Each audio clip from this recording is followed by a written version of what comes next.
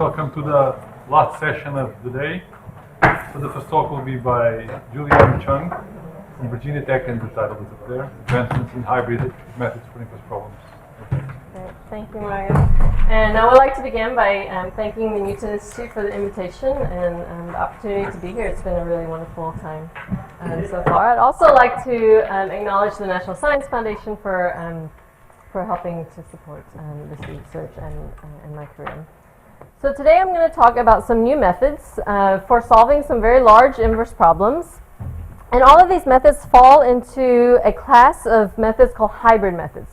So hybrid methods combine direct regularization and iterative regularization in such a way that we can overcome some of the main computational challenges towards inverse problems. So two of the main computational challenges include, number one, being able to efficiently incorporate prior knowledge into your solution, especially when that prior knowledge may be in the form of, say, a matrix vector multiplication, so you may not explicitly have that information, or if that information is being generated along the way or in the process. So we want to be able to incorporate that information kind of immediately into our solutions. The second challenge is, as we heard earlier today, is being able to choose that regularization parameter and being able to choose it in an automatic and in a robust manner. And so these hybrid methods actually really provide a nice framework for addressing both of those challenges. Okay, so a quick outline for my talk is I'm going to start off with an introduction to and motivation of hybrid methods, and why we like them. And give you an example of an application. Then I'm really breaking this talk into two different projects. So the first project is a collaboration with Arvind Sai Baba at North Carolina State University. And in this project, we're actually looking at problems where the covariance information, the prior covariance matrix, may not be directly accessible via or have some nice factorization. So really, we're thinking about problems where you can access this matrix only via, say, a matrix vector multiplication, so some function evaluation. And so in those frameworks, we derive an approach using the generalized Golub-Kahan method. And of course, I'll give more details about that. But we develop a hybrid approach using this process in order to be able to choose those regularization parameters efficiently and be able to incorporate that non-traditional type of prior. Then the second project is actually fairly new, and it's with Silvia Gazzola at the University of Bath. And the idea of this project is to exploit some ideas from flexible preconditioning in order to incorporate prior information during your iterative process, okay? And in addition, do it in a hybrid approach so that you can choose regularization parameters automatically. And then I'll show some results from image processing for both of those projects. Okay, so the inverse problem that we're interested in, is a linear problem. So it is already a kind of a simplified model, but we are interested in solving problems where here D is the observation vector, S is the unknown, which you're trying to reconstruct. A is a very large matrix that models that forward process, and epsilon here is the additive noise, which I assume comes from, say, a normal distribution. And here I'm going to assume this R matrix, the covariance matrix of the noise, is indeed diagonal, so it's easy to work with. And so, of course, the inverse problem, the goal is to say, given your right-hand side, your observations D, as well as your forward operator A, we want to be able to compute an approximation of S. And so because these problems are typically opposed, which reveals itself in the ill conditioning of this A matrix, we see that when we use standard methods, things don't always work as we would like. So one example, a classic example of an inverse problem is an image deblurring, where you're given this blurry image, like the one you see here on the left. You have some information about what caused that blur, but you want to be able to solve the inverse problem and compute an approximation of the true image. Happy Halloween. And so if we use some standard method to try to solve this linear problem, for example, if I run a conjugate gradient iteration, you can see on the left the reconstructions for this example. At first they start to get better, and you can actually see that over here on On the right, I'm plotting the relative error per iteration. Okay, so the difference between the truth and the reconstruction. And here, I think, in the one norm. And so you can see in the beginning, right, the images start to get better, and we get better reconstructions, but your relative error starts to go down. But after some point, because there's noise in your data, that noise starts to blow up and cause large errors in the reconstruction. You can really see that in the later images because you see some of that noise really starts to come through, and your image gets worse. So these iterative methods exhibit this property with the relative error. If you can get it, they decay and then they go up again. This is called semi-convergence. And so a lot of people have spent a lot of time trying to investigate methods for choosing a good stopping iteration, developing good stopping criteria. But you can see that, I mean, especially even from this example, if you're just a little bit off, right, if I choose K a little bit too early or a little bit too late, it may already be too late in the sense that you may already have noise contaminate your solution. So the idea of a hybrid method is to say, well, we're going to do this kind of iterative process, but we're also going to incorporate some direct regularization in there in order to stabilize this inversion behavior. All right, so in the first project, the framework that we follow is we use a Bayesian approach where we saw already that the additive noise is a Gaussian normal distribution, but we also assume kind of a case where the unknowns, so this is essentially the true image, right? So the unknowns also come from a normal distribution with some mean mu and covariance matrix here Q. So I'm going to just pull out this parameter here and you'll see why. So now using these assumptions, right, using the assumptions that my solution comes from a normal distribution, I can use Bayes' rule to write down the posterior distribution. And so the posterior distribution is proportional to a function of this form. And you can see that here we just have the data fit term. Here R, remember, came from the noise covariance matrix. And then this thing on the right is essentially like a Tikhonov term, right? But the difference here is that we actually are talking about general matrix here, Q. So you have a Q inverse here as well as an R inverse here. And the norms are here are defined as such. So one of the main tools that you want to use is to be able to solve this, to find the maximum a posteriori estimate, which corresponds to the maximum of this distribution. And so we look for instead the solution here, S lambda, which minimizes the negative log likelihood of this thing, where we get now our kind of standard standard minimization problem. Okay, so what people typically do is they say, okay, well, if I have this R and I have this Q, well, I'm going to take a factorization of it. Okay, so I'm going to take Q inverse, and I'm going to get some symmetric factorizations, for example, Cholesky factorization of it, and I'm going to reformulate my problem such that now I need to solve this type of problem here, where now you have this LR and this LQ matrix in there. And so you can do that, using a variety of methods. And we're going to actually talk about one approach, a hybrid method, to approximate that. But in addition to getting that map estimate, the other thing that you can do is you can get some uncertainty estimates, right? Because you have, say, the mean, but you want to know how far you are or how certain you are with your solution. So two things we're going to look at here is we're going to look at using these Golub-Kahan methods to, number one, be able to get an estimate of that map solution. But the second thing is also to be able to compute uncertainty estimates. And really, uncertainty estimates is just saying, I know the posterior here is also a normal distribution with a certain mean and covariance. And what we really want to do is we want to be able to pull out the diagonal elements of this very large matrix, this gamma post. Now, when I say very large, right, this really depends on the number of unknowns that you have. So if I was doing, suppose, that image deblurring example, right, and I have a 256 by 256 image, then the size of the matrices here are 65,000 by 65,000. Now that's actually still fairly small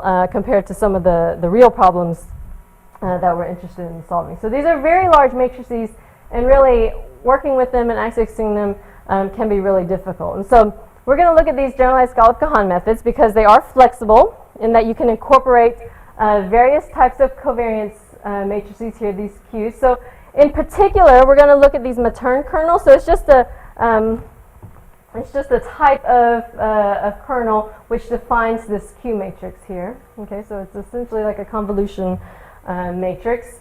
But the really important thing was that we wanted to develop a method which would essentially avoid having to compute Q inverse.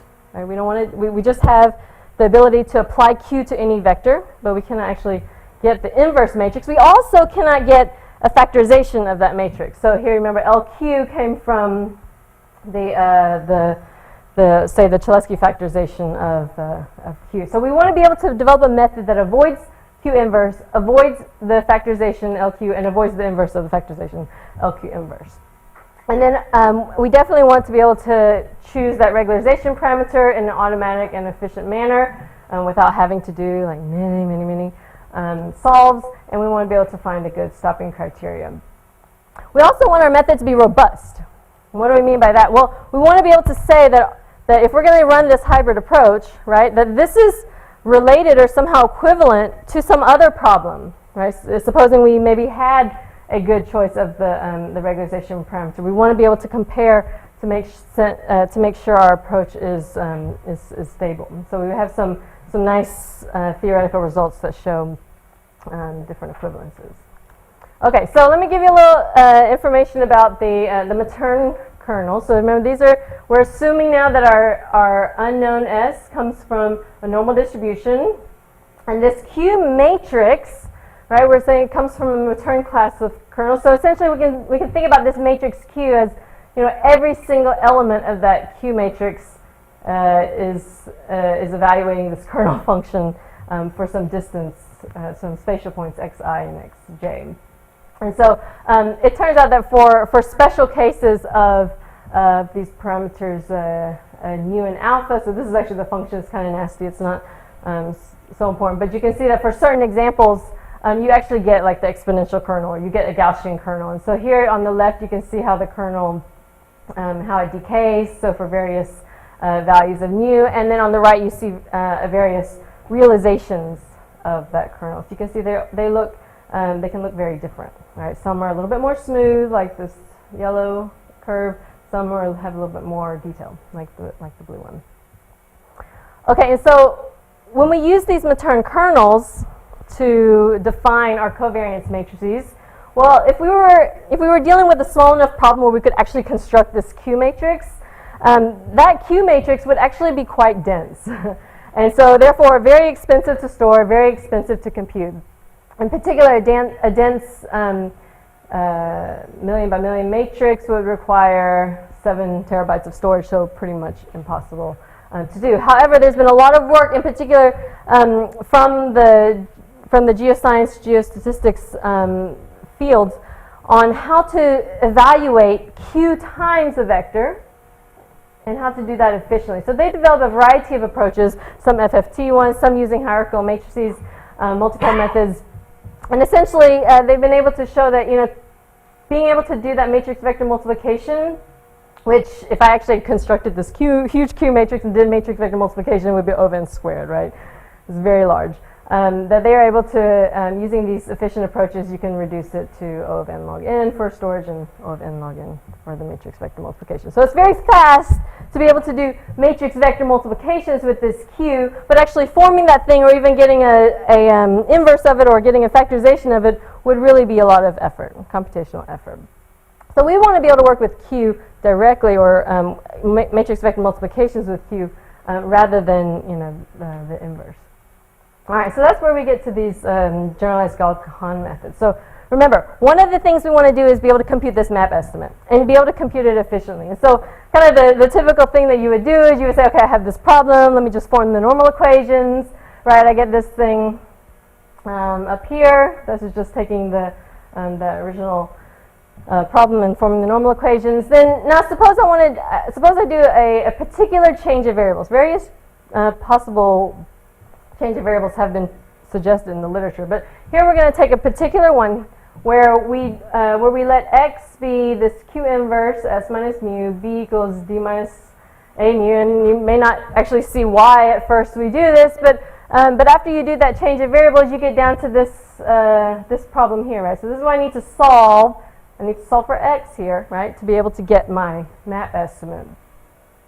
Well, by doing this transformation of variables, you can actually see that this problem down here, right, is really just the normal equations for this this optimization problem down here. So really what we've done, we've just taken this problem that we start out with, computing that map estimate, and said, well, you know, you can actually compute an approximation, this S sub lambda, in the following way. So you have a mu plus q x lambda, where this x lambda is just the solution to this problem here. Now, a couple of things to point out.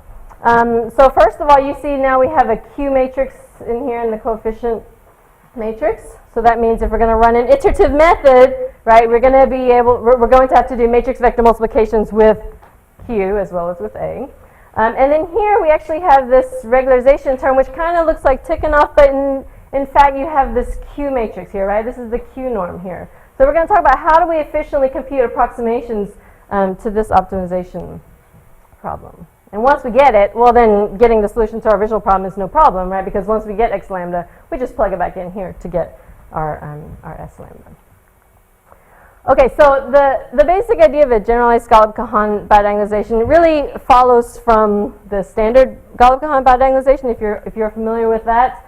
And the only difference is that you have an additional matrix R and Q. So you're given your A matrix, you have your, indeed you don't need the A matrix, you just need to be able to do matrix vector multiplications with A.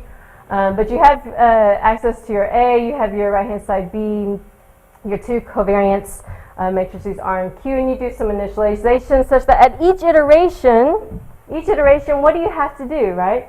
So at each iteration you have to do matrix vector multiplications with AQ, and actually matrix vector multiplications with AQ transpose. So the matrix N is transpose. But after k iterations of this process, you have these matrices. So what do we have? We have our this VK matrix. So VK is just an n by k matrix, so very tall and skinny, containing your basis vectors. You have these UK matrix is a m by k plus 1 here. K plus 1, sorry, m by k plus 1. And these, typically in the standard Golub-Kahan approach, they contain orthonormal columns. But here we have that they actually satisfy this property here. So it's a little bit different. That's why we call it generalized Golub-Kahan rather than the standard. If R is identity, Q is identity, you can imagine this all just reduces to the standard Golub-Kahan bidiagonalization. And so the idea is that inside these vectors, so these VK vectors, inside these VK vectors, we actually build up a solution space. Okay, and that solution space spans this Krylov subspace, if you're familiar with Krylov subspace. Okay, so then after say k iterations of your generalized Golub-Kahan, you then look at your problem. You want to solve not this problem in the big subspace, but you want to solve the problem on your projected subspace. So you project your original problem. This is the original problem, right? Project it down into your subspace, and so this is a much smaller problem to solve, right? Because you remember back here, what is the size of A? A is n by n, right? Or m by n if you like, a rectangular. It's a very large matrix, but here at the kth iteration, you're actually dealing with a matrix here, BK, which is k plus 1 by k. So think about it, if I'm at, say, the 100th iteration, I'm really only dealing with a matrix that is 101 by 100, right? So significantly smaller than the original problem. And furthermore, remember that regularization parameter that I was talking about that we want to be able to compute automatically and reliably? Because of the properties of the bidiagonalization process, you can actually show that that you can actually compute regularization parameters for the projected problem. Okay, and remember these are smaller. This is a much smaller problem, so you can use some really nice, sophisticated SVD type methods to be able to get that regularization parameter.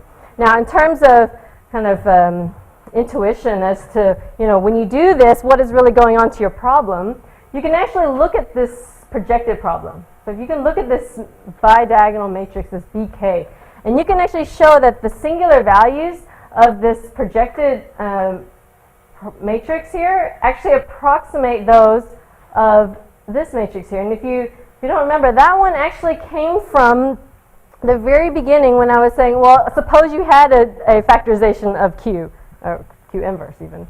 Then you can do a transformation of variables. This is actually called prior conditioning in the literature, where you do a transformation of variables. So at the end of the day, we're kind of solving a prior condition problem, right? But we're never having to actually work with Q inverse or LQ inverse. Okay, so this is the basic idea of the hybrid approach. You first use your generalized Golub-Kahan process to build up your basis vectors, project this huge problem onto a smaller subspace, right? Solve your projected problem here, and we're going to use some, I mean, this is Tikhonov, but we're going to use some standard methods for choosing this regularization parameter lambda. And then once I solve this huge problem on this projected subspace, I then just work my way backwards, right, to get my solution again. So once I solve the projected problem, I have to work my way out of the Krylov subspace so that I apply my VK matrix, and I have to work my way back one more step to get into the image or the solution space. And you can actually see that if you remember in the very beginning, we had this picture of the image kind of getting better and then getting worse again, and then the error was going down and then going up again, right? So with these generalized hybrid methods, if you can choose this regularization parameter lambda in a smart way, then the relative error will actually go down and stay down. So it really doesn't matter kind of where you stop, right? If you stop here or you stop here, you still get a good solution. Okay, so we were able to overcome that semi-convergence behavior with the hybrid approach. Now let me give you a little bit of the some insights, into the theory and insight into what's really going on here. So you remember I said that those projected matrices, so those bidiagonal matrices, the BK, so the K plus 1 by K matrix, those matrices, the singular values, actually really do approximate the singular values of these prior condition matrices, these A hats here, where supposing you could get LQ inverse, you can get those singular values. So you can see with reorthogonalization, without reorthogonalization, it definitely does better with reorthogonalization in terms of approximating. So here you have the red line is the singular values of this A hat. The BK, so remember BK is of size K plus 1 by K. So if I'm at, say, the 10th iteration, right, if I'm at the 10th iteration here, then I have an 11 by 10 matrix. I only have 10 singular values, so then I plot them up here. And you can see that they really, even after, what is this, about 50 iterations, you really start to get a good approximation of the singular values of the prior condition matrix, this A hat. Okay. And then also, we can actually show that these iterates, this is an iterative process, right? So these iterates, these gen LSQR iterates, are actually mathematically equivalent to running K conjugate gradient iterations, but for the case where you have these special inner products. These inner products here. So that was kind of nice. But I mean, what is the benefit, right, of our approach? Well, we can choose those regularization parameters, right? If you run K iterations of conjugate gradient on your Tikhonov problem, you have to already in advance know what regularization parameter to use. Also, we were able to show that these gen LSQR, so gen LSQR, generalized LSQR iterates, can be interpreted as a filtered GSVD solution. So for those of you who know GSVD, generalized singular value decomposition. So we have this theorem that says that if you, suppose you fix your regularization parameter, right, and you look at your projected problem, so this is using the generalized Golub-Kahan, then your solution, your iterate of gen hybrid of this approach, so remember this is the reconstruction, is actually equivalent to the one you get by the one you would get if you had indeed solved the prior condition Tikhonov problem here with fixed regularization parameter. But remember, the difference is that here you need LQ inverse, right? And we don't need that here. All right, so the other kind of really neat thing you can do when you're using these hybrid methods is that not only can you get a good estimate of your map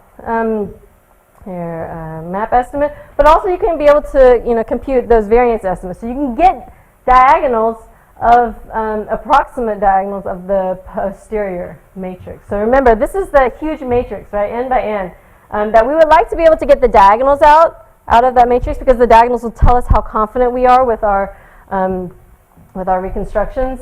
And I mean, this is a huge matrix, so in reality, you are not able to get the actual diagonals out.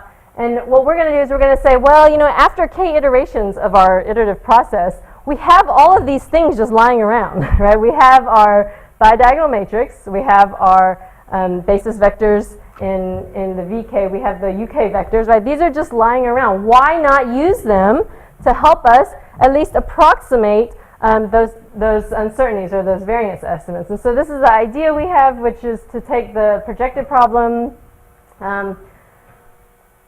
and then what we do is we essentially approximate. So we take this is in the full space, we approximate it with the projected problem, and we use the Woodbury formula on this inverse here to be able to show that the posterior matrix, right, can be approximated by this gamma post hat, right? And so really we're going to say the diagonals of this matrix are going to be approximately estimated by the diagonals of this matrix, and well, the diagonals of gamma post hat should be easy to compute. And indeed they are, because, well, what do we have? The diagonals of Q are typically fairly easy to get, and then the diagonals of this matrix, which is just a rank K matrix, right, can also be efficiently obtained.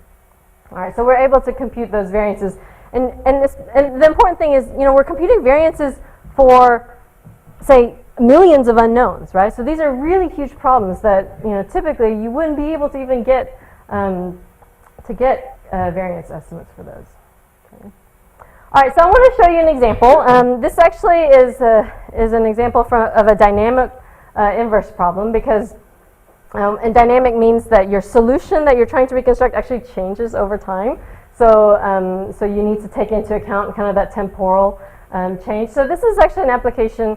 Time-lapse photoacoustic tomography, or PAT. It's a non-invasive, non-ionizing imaging modality which combines the contrast of optical imaging with the high resolution of ultrasound imaging. There are a lot of people working on different variants of this problem. What we're interested in is really just solving that inverse problem, solving the linear inverse problem. In particular, we're thinking about if this is your object of interest, you have these spherical ray paths. These are the detectors, right, as they may be moving around the object. And so given the spherical projections, so given the projections along these lines, I want to be able to estimate the internal pressures. Now, in some of the newer machines, the detector is actually moving along kind of in time. And so it may be possible that the object is also, whatever's in the object is also moving. So you want to be able to take that into account. This is the model that we're interested in. So we're going to assume that, so you can see this picture here, that the object, this actually comes from the citation here, Wang and others, where the object here, these are the true images over time. So I is essentially the time. That's very fast. You can see that sometimes the objects come in, objects come out, right? And as that happens, you take these projections around the object. And so in time, we are taking projections, right, in time here. So this is a very large problem, because really what you have is that each image is 256 by 256. So therefore, at each time point, right, the number of unknowns is 65,000. I have 120 time points, so therefore I actually have 7 million unknowns here in my vector S. The A matrix represents that spherical radon transform, or circular radon transform for each projection angle. And then, as I said, over time, right, the detector moves, and so you collect different data. So here on the left, you have all of your observations in time put together in this vector D. So it's a very ill-posed, underdetermined problem, right? Because you have only 43,000 observations, right? But you're trying to compute 7 million unknowns, right? This is a little bit different than the problem setup that was described in this paper, where they actually had a new sinogram for every single time point. So it's a little bit different. This is very, very underdetermined. All right, so another thing that I need to talk about before I can give you the results is that this Q matrix, remember the Q, which is your covariance, prior covariance, it actually must take into account information not only in space, but also in time, right? Because you want to assume something about the temporal information. So we're assuming, again, the Gaussian prior, where this Q is actually a combination of some spatial information and temporal information. You could, in some cases, assume that the covariance function is separable, in which case you would get this really nice Kronecker product structure for your Q matrix. And there have actually been some works in the literature that have looked at very similar problem setups, where, for example, the Q is just a Kronecker product of some temporal information and some spatial information. But in fact, our framework will actually allow for general matrices. You don't have to have this nice Kronecker product structure. Kronecker product structure is nice because you can do fast matrix vector multiplications, but indeed you can use just a non-separable operator, as long as you can do fast matrix vector multiplications with Q. Right, that is the important piece here. All right, so let me show you some examples, some results. So here on the left are some of the true images. I had 120 of them, so here the 1st, the 24th, 48, and so on. This is the sinogram. This is all the data that you have to work with. And so what you could do is you could say, well, I'm just going to ignore the temporal information. I'm going to ignore the dynamics of the underlying problem, and I'm just going to take this sinogram and I'm going to do a reconstruction, right? And if I do that, I get this, what we're going to call static reconstruction here, and you can see that overall it's not too bad in terms of kind of locating various objects, right, that were in the image, but it really cannot give you any information about the temporal dynamics of the problem. And so that's where we tried to use our generalized hybrid approach, where we have 3 different scenarios. We assumed that the first, that Q matrix comes from a Matern kernel with certain parameters. The second one actually is also ignoring the temporal information, so that's why we have a Kronecker product where the temporal prior is just the identity matrix, and we do give it a Matern kernel for the spatial covariance. And then the third case where we say, okay, it is separable, we do give it a temporal and we do give it a spatial prior. And so we can see the results here. So these are for different time points, time point 1, 40, 70, 120. The top row is the true image, right, what we want to reconstruct. This row are reconstructions using the Matern kernel, which is not separable, and these two are the separable ones with Q2 is identity and Q2 is not equal to identity. You can see that it's important to include that temporal information, because otherwise you really just don't get any good reconstructions here. You can also compute the variance estimates, and here this is only for the Matern and the Q2 not equal to I, but you can see that when you're looking at these variance estimates, we're looking at where is the variance small, right? And so here you can see that in the centers of the images, right, you're getting these smaller variances, so you're more confident about the reconstructions in those locations.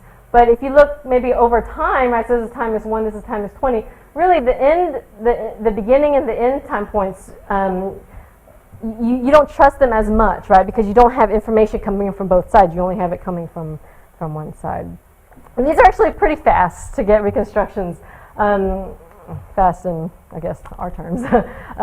So it's about 30 seconds to get a reconstruction, right, of 6 million unknowns, which is pretty incredible, without using any kind of fancy machinery. Okay, so in the remaining time, I just want to introduce this idea of flexible hybrid methods, and then on Thursday, Sylvia will actually have another talk, which will continue with some of these ideas. So the idea is that we want to be able to solve LP regularized problems. Here I want to solve for X. Right, here's my linear, my data fit term. This is psi. Here is some invertible matrix, and then here P. This corresponds to the P norm, right? So we want to be able to use a hybrid method to be able to efficiently compute approximate solutions to this. Now, for P equals to 1, there are various interpretations that are all kind of well known now. Things like in the Bayesian perspective, this psi x is assumed to be a Laplacian. We've seen that with the 1 norm you can get sparse reconstructions. This psi could indeed be some transformation, like a wavelet transformation or Fourier transformation, if you wanted sparsity in those spaces. And then you can also do things like preserve edges. So there's a zoo of methods out there, right, for being able to solve these kinds of problems here. So really, what is the difference between our method and everyone else? Well, the thing is, we want to be able to use flexible approaches to be able to solve this thing faster. We don't want to do inner outer schemes. We want to be able to, and we don't want to be able to have to do this many, many times for different regularization parameters just to choose the right one. We want to do it one time and get that regularization parameter immediately. So we're going to follow an iterative reweighted norm approach. It is not exactly that, but we're going to use this to kind of inspire us about how to develop this approach. So we're going to, for simplicity for this talk, I'm going to assume that that psi is identity matrix. I'm going to take p equals to 1, and we're just going to look at L1 regularized problems.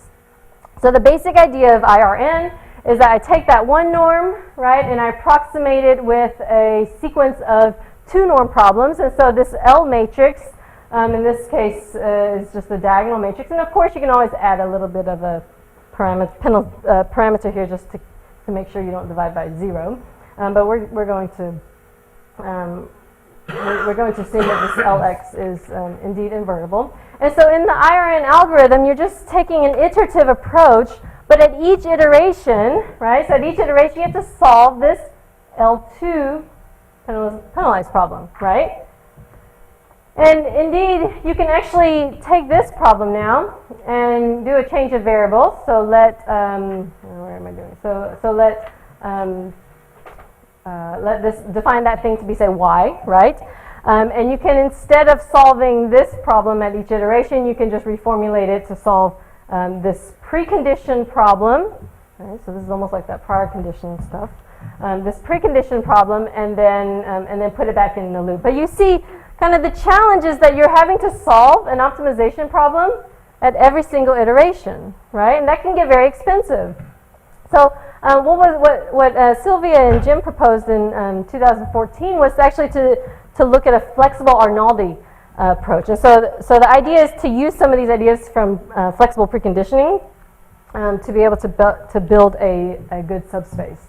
Now, in their approach, they assume that A is a square matrix, and they use a flexible Arnoldi method to generate these basis vectors. So these are the basis vectors in the zk. So you can see that the basis vectors have this preconditioner in there, this L1, L2, L3. But the L's are changing, right? At each iteration, the L's are changing.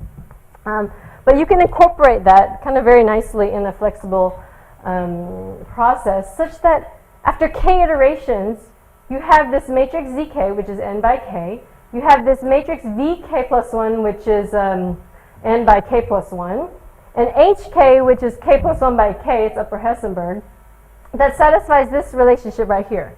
And that's really nice, because then what you want to do is you want to compute your solution, xk. So at the kth iteration, you compute it. You suppose you can start with the initial guess if you want, x naught, plus this zk, yk, where yk is the solution to this projected problem. Okay, so, and remember, this projected problem is much smaller, k plus 1 by k here, right? Lambda can be chosen automatically using some of these nice SVD-based methods. So the benefits of a flexible hybrid approach are, number one, you can choose that regularization parameter as well as a stopping criteria on the projected problem, which is much cheaper, right, than doing it for the original problem. But second of all, and actually probably more importantly, is that as you iterate and you get better and better reconstructions, those reconstructions get immediately incorporated into your next basis vector, right? So if you go back to the standard IRN, right, you have to do an entire, you have to solve this entire problem, right, for a fixed lambda, and for this thing is going to be fixed, right, to get your xk. Once you get your xk plus 1, then you put it back in, right, and solve the whole thing again. And so in this way, we're able to actually incorporate that information immediately as it becomes available. All right, but here's one of the limitations of the flexible Arnoldi-Tikhonov approach, and that is this thing, that A must be n by n, must be square, right? So we were thinking about, how can we extend so that we can use these types of methods for non-square matrices, things like tomography, or for the photoacoustic tomography, right? So things where your A matrix is not going to be a square matrix. And so that's what motivated us to look into and develop what are called these flexible Golub-Kahan methods. And so the idea is that it's actually very similar to what we've seen before, but we're going to build up these basis vectors. Okay, so we have our basis vectors in this zk, but it's a little bit more complicated because, well, we cannot really take advantage of all the flexible Arnoldi work anymore, right? We actually, and we lose that bidiagonal structure, but that's okay because we're gonna use a flexible approach, and we're gonna have at the kth iteration an upper Hessenberg matrix, an upper triangular matrix, and these matrices with orthonormal columns, such that all of these matrices satisfy some properties. And you're gonna imagine, as you can imagine, we're gonna use those to help us out later on.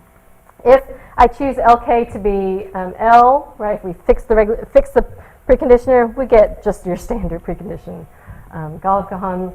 There is a little bit of extra work that you have to do, some extra orthogonalization, some extra storage, but really it's all fairly minor in terms of these are all small. These, like this K, can be fairly small. All right, so this is actually related to some of the work on inexact Krylov methods that have been developed for approximating matrix functions, but we were able to kind of figure out how to get a flexible Golub-Kahan approach. And the idea is the same as before. Use flexible Golub-Kahan to get your basis. Once you have your basis, solve your projected problem, right? And so we have three different approaches here. This FLSQR assumes the regularization parameter is 0. Now this is not LSQR because you can see here the TK and your basis ZK actually have the flexibility in there, right? So that's in, even though there's no regularization, it's still in the components. FLSQRR, which essentially says here I'm going to have this Tikhonov term here, where R comes from the skinny QR factorization of my basis vectors, and then this one, which is analogous to what was considered in the previous paper, which just takes the standard Tikhonov approach. Okay, so there are a variety of really cool connections, but I don't have time to cover that, so I'm actually going to skip that and show you some of the results. So this is a simple image deblurring example. Hopefully we'll see some more interesting examples on Thursday. But here we can see what we're trying to do is we have a true image here. This is our point square function. This is the observed image, which has some noise. Noise level is 2 times 10 to the minus 2. Now, we look at the relative errors at each iteration. So let's start with what we know, actually. So LSQR is this cyan colored line, right? So you can see it goes down and it goes back up. So it shows that semi-convergence, right? Because at some point the noise starts to come back into the reconstruction. Now, hybrid weighted GCV, this is a hybrid approach that was developed on the kind of the standard Golub-Kahan bidiagonalization, and with the weighted GCV parameter. You can see that it does okay. It's this kind of green line here. It starts to decay and it really kind of flattens out. So it seems to have a little bit of a hard time to find the regularization parameter. The flexible Arnoldi-Tikhonov approach, because yes, okay, this is a square. This is a square problem because I want to be able to compare these methods. Is this magenta line? So you can see it goes down, it kind of goes up, and it kind of flattens out a little bit. So it really kind of has a hard time, but it does do some flattening here. And then these are the new approaches. The blue is the FLSQR. So you see it does still exhibit semi-convergence because I chose lambda to be 0. And the other two do some flattening. Here, this is where the automatic stopping criteria tells us to stop. Here are some reconstructions. All of the ones on the top are the flexible approaches, FLSQR, I, and R here, as well as the Arnoldi-Tikhonov one. Both of the LSQR ones you see have really have the noise coming back in to contaminate, and the weighted GCV is having a kind of is not able to get those fine edges and features. So one thing I was interested in looking in is, well, when we do this approach compared to the standard approach, we're really changing the basis vectors, right? We're including that sparsity information into the basis vectors as we progress. And so I thought it would be neat to look at the actual basis images, right? So this is for FLSQR on the left. This is for FLSQR R, so the regularized one in the middle.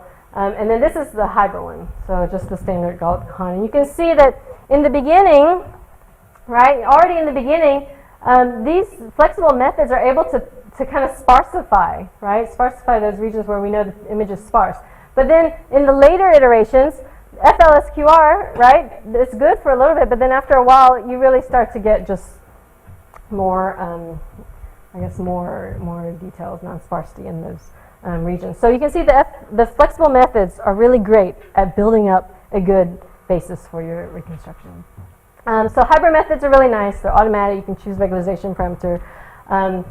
There are two different approaches, right, that we've looked at, the generalized methods as well as the flexible methods, and they're all used to do something different, right? The first one's you can use to avoid the inverse covariance matrix and factorizations. The second one you can use to impose sparsity or solve LP regularized problems. I want to point you to some references as well as make an announcement that we do have a postdoc opening at Virginia Tech, so if you're interested in this type of work, please come talk to me. All right, thank you so much for your attention. Thank you.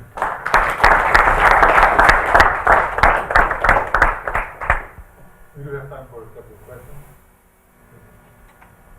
Did you try to optimize for the queue at the same time as well? Can you, one of the things that your lambda is implicitly coupled with your queue. Yes, that's so right. why would you choose your lambda if you can directly go for your queue? Well, that's a good point. And So also, I think your results are not necessarily better or worse because you are using this isotropic Gaussianity which smooths your edges. So it makes sense to make it more an isotropic problem. okay, so While learning it as well. yes, that's definitely true. So I think there are a lot of potential directions by incorporating the learning approaches. We've been really mostly focused on the algorithm development, and I think there is something really interesting. You can still optimize through your process somehow. That would be that would be great. I mean, we have this issue actually of with our Matern kernels, we don't know the best parameters that define the kernel. So in your case, so what you're saying is that we could essentially try to learn those, right, from data. Yes. As well. If you write it as a maximum posterior estimate, right, you should have some sort of algorithm of the determinant of the Q as well somewhere.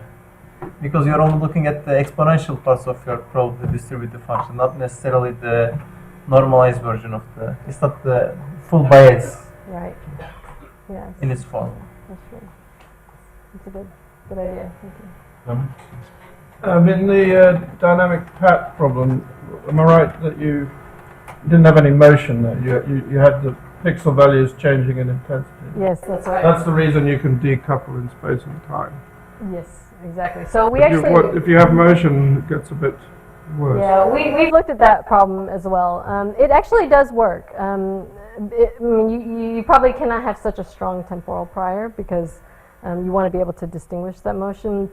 If you can parameterize that motion, we actually have some work on optimizing over those motion parameters as well as the reconstruction. But there, I guess you are somehow limited by the type of motion that you have.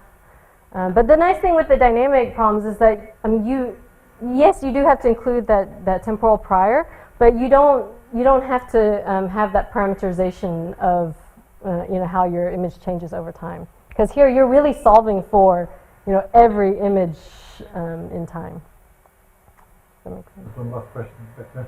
Can you say something about efficiency gains? You talk about quality improvements, yeah. Okay, so we don't have actual timing comparisons yet. I told you this project is still fairly new, but in terms of having to do these solves, right? Because with the inner-outer schemes, you have to solve a least squares problem at every iteration. We're really just solving one. We're doing really one iteration, one iterative process, and just changing things in our, during our iterative process as they become available. So we don't have the actual numbers yet, but I expect they will be faster than the standard approaches. Okay, thank you very much. Thank you.